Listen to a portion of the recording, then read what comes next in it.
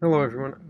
I'm Luciana Bertoli from the Fab Foundation, and I'm really sorry I couldn't be there to do this presentation in person and to meet you and to talk about how we could potentially integrate this concept in China.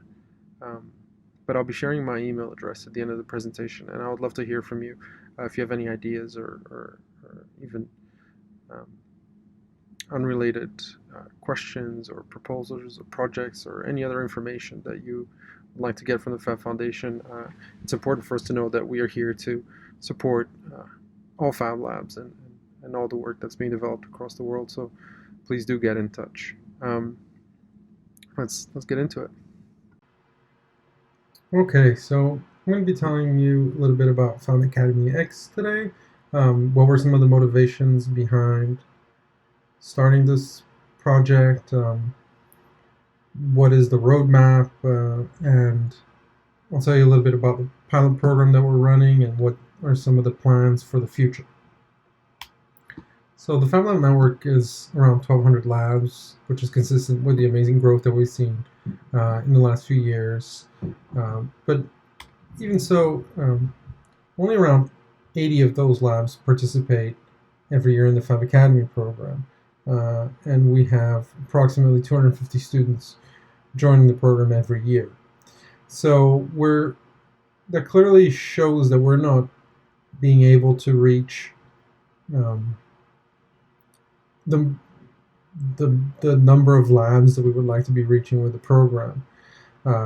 It's a relatively small percentage today. So one analogy that we've come up with is that of TED and TEDx. So as you may know, TED is a global event that actually happens uh, once a year in California, and thousands of people go to California to participate, and that's kind of like the major TED event.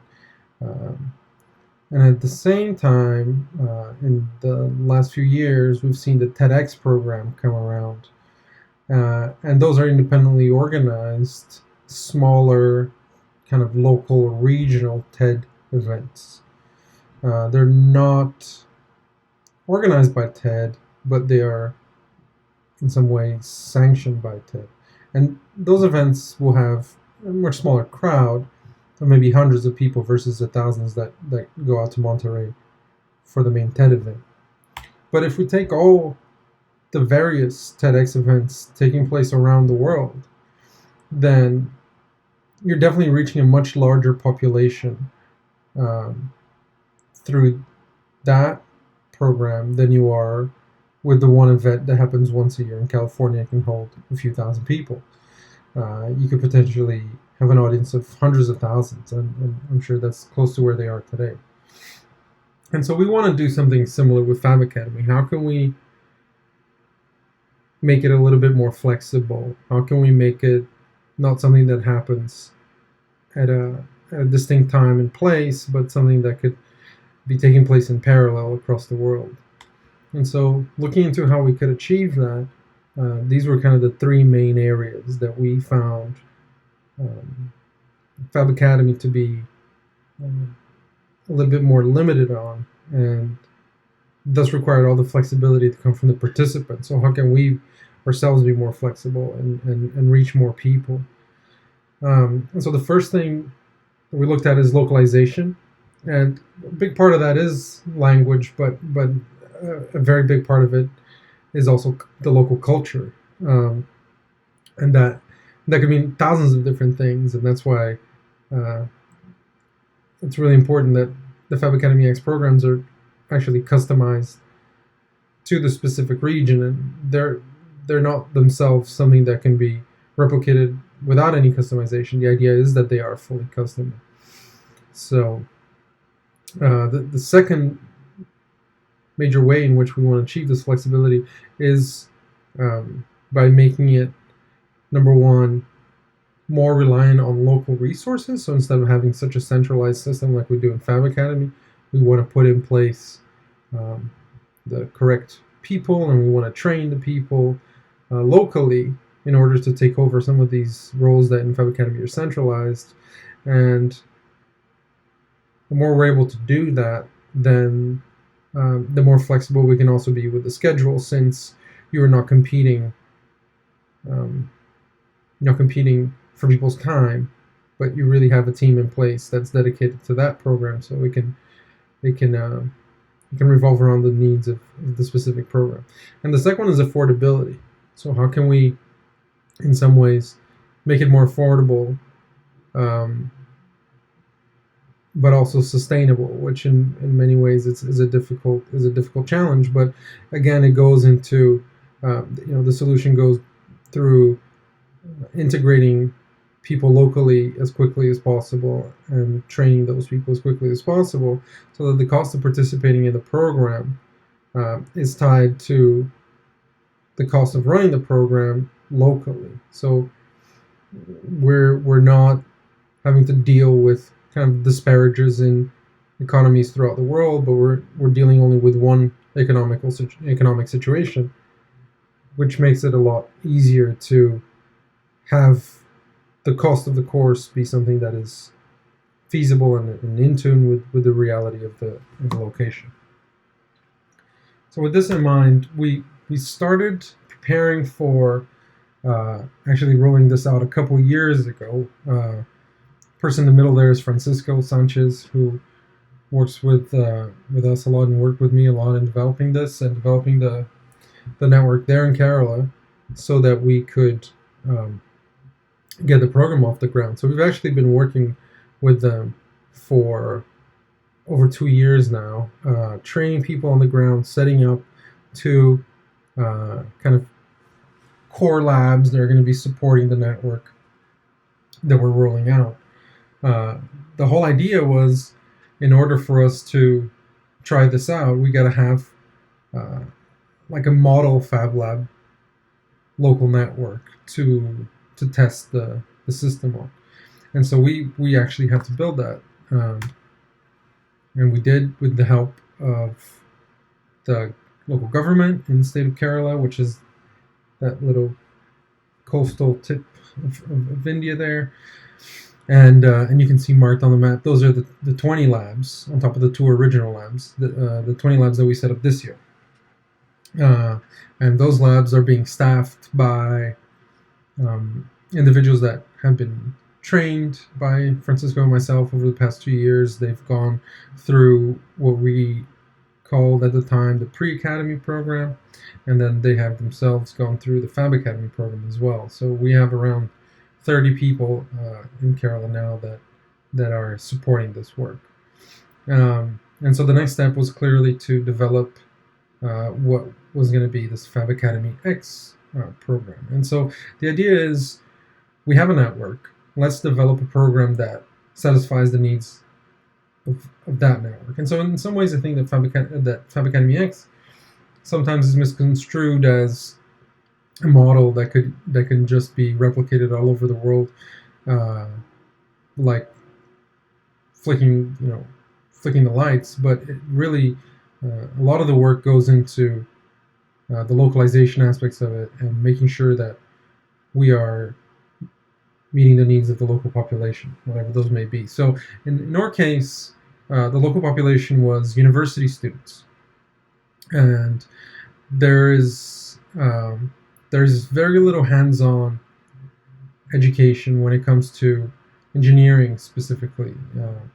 I think across the world, but it's also true in Kerala. So we wanted to give engineering students, college engineering students, the opportunity to learn some of the concepts that they're researching in university, to go through more hands-on learning experiences that will allow them to not only understand from a theoretical point of view the concepts that they're discussing, but also to see the effects in action. And so that's who our target population was, engineering students. And really what we designed is the minor in digital fabrication. So right now we're finalizing the process of getting the course approved by the Ministry of Education. We're in the last stages of that, and we should be able to start early next year with the first class. So the minor is composed of 4 separate classes, Fab 1 through 4. Fab 1 and 2, we're calling them Introduction to Digital Fabrication and Advanced Digital Fabrication. Those are classes that are directly kind of inherit a lot of the content from the Fab Academy program. These are the descendants of the Fab Academy program, would be Fab 1 and 2, with Fab 3 and 4 being a little bit of an expansion on the Fab Academy model. And we'll go into what those are a little bit later. In terms of the on-the-ground structure that we're putting into place, what we have are 20 labs. Each lab will be able to support 10 students going through the course simultaneously. So the smallest outer circles, those would be the students. They are linked to their local lab. There's 20 of those divided in groups of 5. And each one of those 4 groups has a remote guru assigned to it. Each lab also has a local instructor that provides direct support to the students. And in turn, the remote guru is the one that supports, each one of the remote gurus supports 5 local instructors. So that's how we set it up. And that means that except for these 4 remote gurus that from now are going to be pulled from throughout the network and going to be, international, the majority of the people involved are from the beginning local people, but we want to increase that proportion. So we basically have a 3-stage plan where responsibilities are transferred from us to local teams, which will allow the cost per student to decrease over time, and at the same time it makes a connection to this network. So through these gurus, we make sure that the kind of global best practices are being transferred and kept relevant year to year. So we'll take a quick look at those stages. The first stage, basically the content development, the faculty, the gurus, assessment, everything else that's being handled locally, and the local partners are basically serving only as local instructors, as well as coordinating and coordination operations really is a shared task. But directly, really, we're talking about local instructors, and we just want to make sure that they're ready for the challenge and that we can support them. So the last few years, we've been training students, basically, Fab Lab users, and now we want to make sure that they can handle being the local instructor, and we're going to be supporting them through that process. So really, we were teaching students, now we're teaching teachers, and that's kind of that escalation that's going to allow us to kind of take ourselves out of the equation as much as possible on the line. And I say as much as possible because there are some elements that we think it's really important for all Fab Academy X projects to continue to have a link to the global network. This is really the true power of the Fab Labs. Is the network, is the human connections, and it's the know-how that's distributed in the network.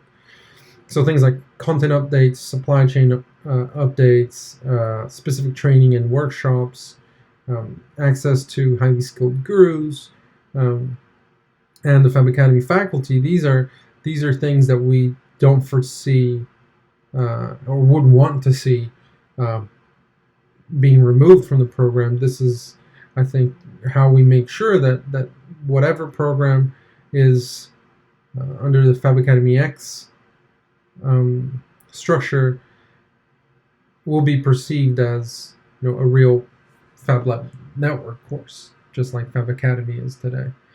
And so we'll call that global sync, and that is something that we'll keep in the second year and throughout. But at that stage, what's going to happen is that we want to take those local people that were the local instructors in the first year and start training them to be the local gurus. And so we're transferring that responsibility over together with assessment.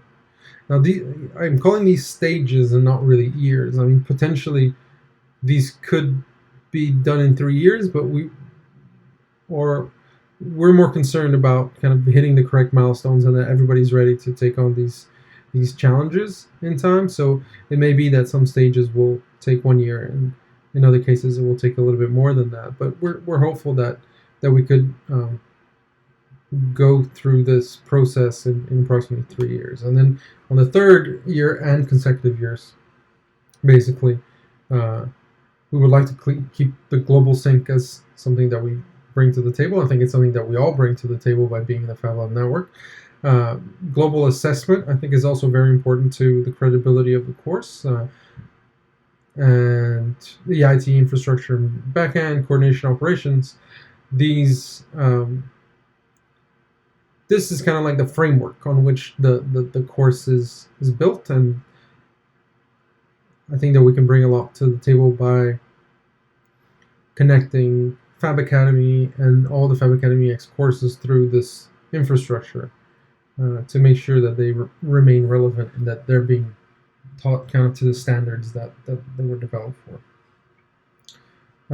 So a little bit about the classes and what the content is for these classes. So Fab 1, the first one, this would be, this takes a lot of cues from Fab Academy itself. And what we've done is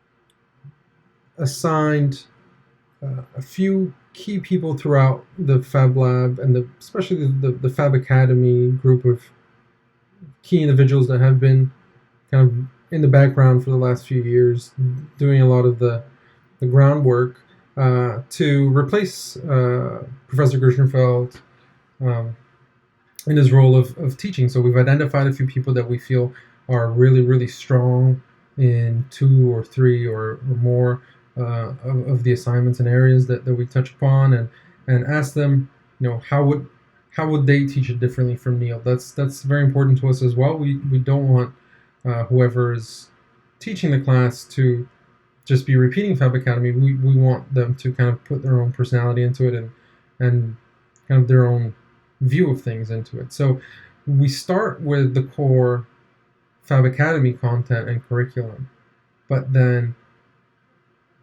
everyone is allowed to modify their classes to suit their kind of view of that area. So some elements were expanded. There are actually some classes that we added that do not exist in Fab Academy. Those would be inherited from the pre-academy course that I developed with Francisco. And so the idea behind that was that we wanted to get as many people to be successful in the Fab Academy program. And to do that, what we did is we created a little boot camp that took around 3 weeks and started a month before classes. And we went through those kind of items that always trip people up, that we've seen people trip on over and over again, like HTML or CAD design. And we created a little baseline there so that when people were confronted with those things in the Fab Academy course, it wasn't completely new to them. They had something to, they had some idea of what was going on, and that was really, really helpful. So what we did here is we've also added a few classes, like documentation is actually a class in and of itself. And in our in our experience, it's had tremendous results. From those that took the pre-academy program, we actually had over 95% success rate, which was really, really good. And so, yeah, while some classes are new, others are slightly tweaked, and others are significantly expanded. So it's case by case. Similar situation with Fab 2. So this would be the second half of Fab Academy. We had to split it up because of how university students have their schedules done through semesters, and because we were adding content. So really this is going to take 2 semesters to go through what people normally would in Fab Academy. And then the third course is actually in a way similar to Thomas Diez's Fab thesis concept of really redoing the final project in a way that is a little bit more set up for success. So taking more time to do it, iterating on it, and making sure that you're really integrating all those elements really, really well, not only functionally but aesthetically. So it would be kind of the next logical step. And then the fourth one, the fourth class, Fab 4, is another kind of leap, which is how do you develop a project in a lab with a team. It's a project-based class, but it's also a team-centered class where the idea is to not only integrate a project, but to do it with kind of specialization, to do it with focusing on communication and focusing on maximizing people's individual skills.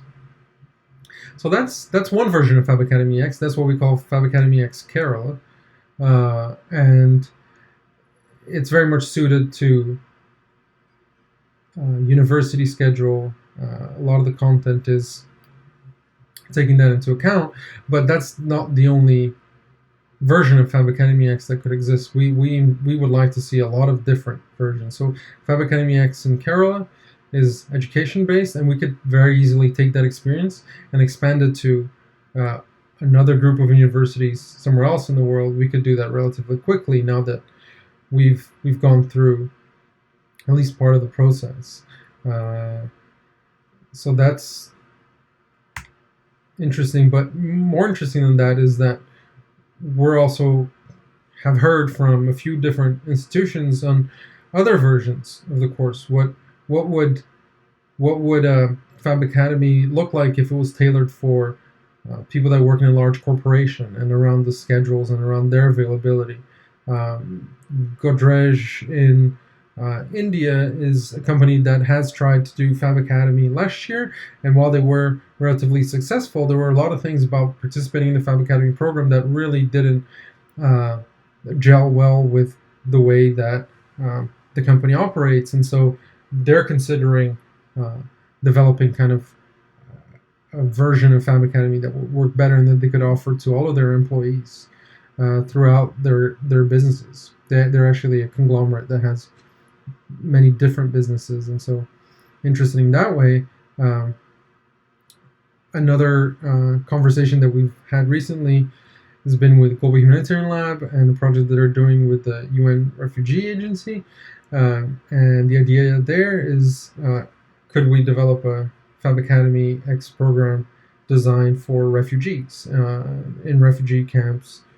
I believe mostly in Jordan is the idea. They have large refugee camps there where not only do people have a difficulty finding employment, but they also have difficulty in getting access to a lot of basic goods. And so it would be both in the way, they would have two main goals, one of which is to retrain and train refugees so that they have skills that are on demand in the marketplace, but also that will allow them to make a lot of objects and products themselves that they don't currently have access to.